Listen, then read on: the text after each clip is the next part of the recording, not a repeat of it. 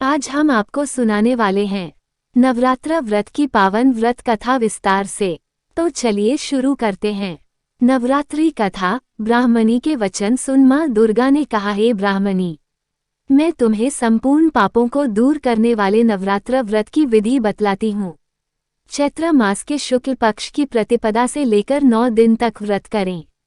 यदि दिन भर का व्रत न कर सके तो एक समय भोजन करें। नवरात्रि व्रत कथा के अनुसार एक समय बृहस्पति जी ने ब्रह्मा जी के समक्ष चैत्र व आश्विन मास के शुक्ल पक्ष में पड़ने वाले नवरात्र का महत्व जानने की इच्छा जताई। इन्होंने कहा, इस व्रत का क्या फल है, इसे किस प्रकार किया जाता है, सबसे पहले इस व्रत को किसने किया, ये सब विस्तार से कहिए। बृहस्पति जी के प्रश्नों का जवाब देते हुए ब्रह्मा जी ने कहा, हे बृहस्पति, प्राणियों के हित की इच्छा से तुमने बहुत अच्छा प्रश्न किया है। जो इंसान मनोरथ पूर्ण करने वाली माँ दुर्गा, महादेव, सूर्य और नारायण का ध्यान करता है, वे धन्य है। ये नवरात्र व्रत संपूर्ण कामनाओं को पूर्ण करने वाला है। इस व्रत को करने से पुत्र सुख, धन, विद्या और सुख मिलता है। इस व्रत को करने से रोग दूर हो जाता है। घर में समृद्धि की वृद्धि होती है। बंध्या को पुत्र प्राप्त होता है। समस्त पापों से छुटकारा मिल जाता है। जो मनुष्य इस नवरात्र व्रत को नहीं करता वह अनेक दुखों को भोगता है। यदि व्रत करने वाला मनुष्य सारे दिन का उपवास न कर सके तो एक समय भोजन करे और 10 दिन बांधवों सहित नवरात्र व्रत की कथा का श्रवण करे। हे बृहस्पति, जिसने पहले इस महाव्रत को किया है वो कथा मैं तुम्हें सुनाता हूँ।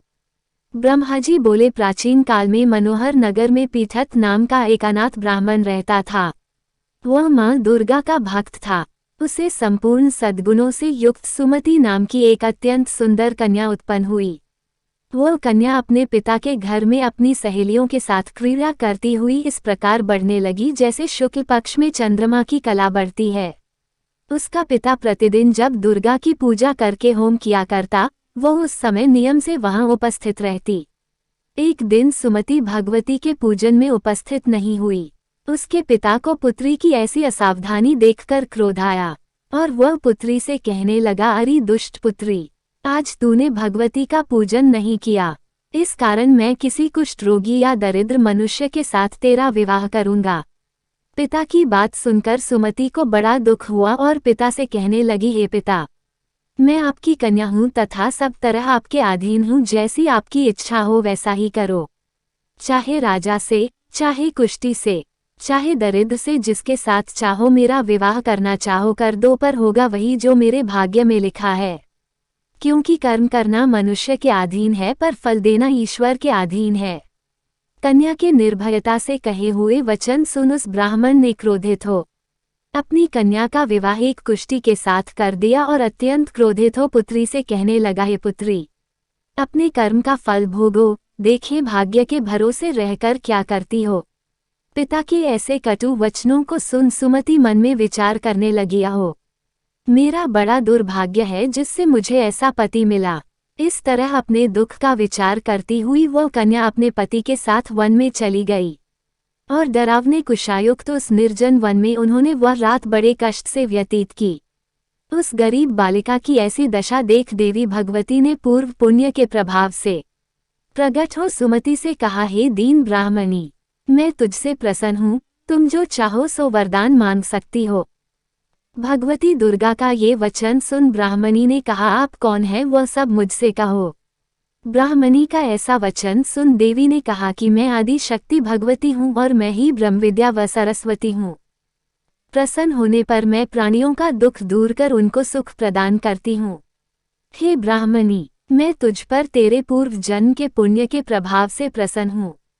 तुम्हारे पूर्व जन्म का वृतांत सुनाती हूँ, सुनो।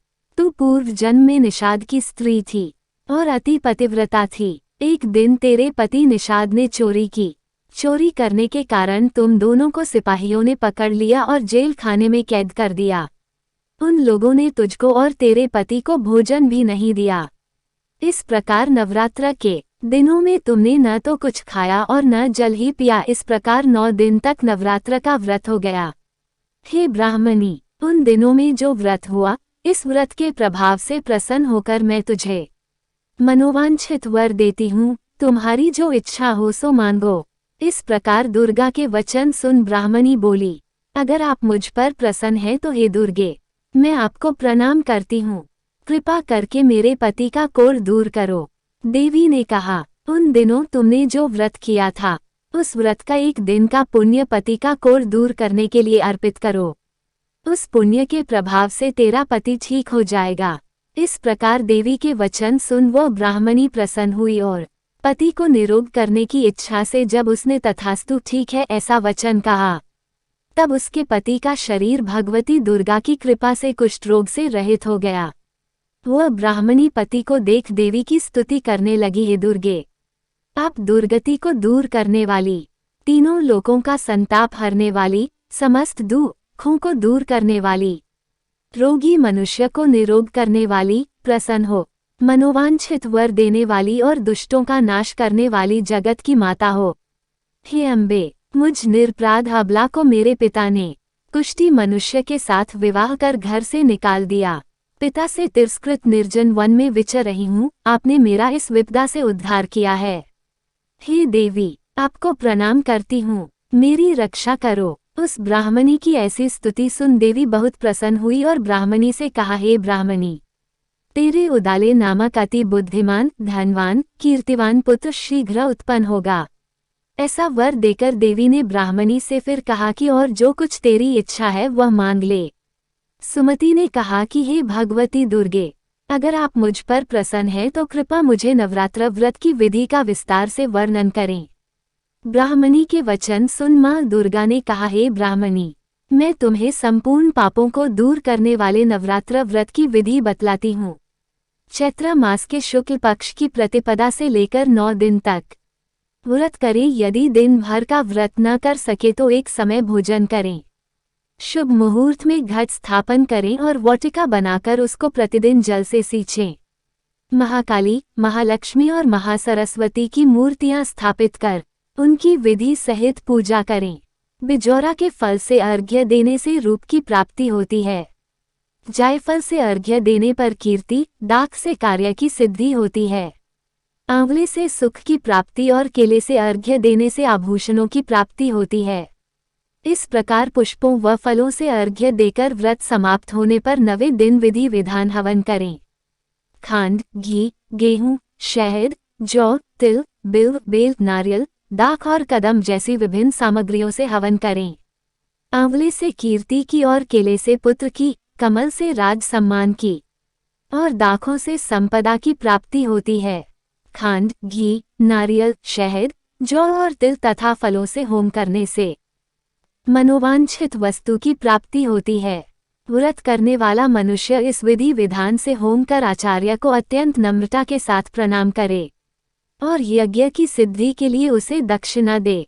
इस प्रकार बताई हुई विधि के अनुसार जो व्यक्ति व्रत करता है उसके सब मनोरथ सिद्ध होते हैं, इसमें तनिक भी संदेह नहीं है। इन 9 दिनों में जो कुछ दान आदि दिया जाता है उसका करोड़ों गुना फल मिलता है। इस नवरात्र व्रत करने से अश्वमेध यज्ञ का फल मिलता है। हे ब्राह्मणी, इस संपूर्ण कामनाओं को पूर्ण करने वाले उत्तम व्रत को तीर्थ, मंदिर अथवा घर में विधि के अनुसार करें। ब्रह्मा जी बोले, बृहस्पति जी से बोले। इस प्रकार ब्राह्मणी को नवरात्रि व्रत विधि बताकर देवी अंतर्ध्यान हो गई। अतः जो मनुष्य या स्त्री इस व्रत को भक्तिपूर्वक करता है वो इस लोक में सुख प्राप्त कर अंत में मोक्ष की प्राप्ति करता है। ब्रह्मा जी बृहस्पति जी से कहते हैं कि यह इस दुर्लभ व्रत का महात्म्य है जो मैंने तुम्हें बताया है। ऐसा सुन बृहस्पति जी आनंद से प्रफुल्लित हो गए और कहने लगे कि हे ब्राह्मण, आपने मुझ पर अति कृपा की जो मुझे इस व्रत का महत्व सुनाया।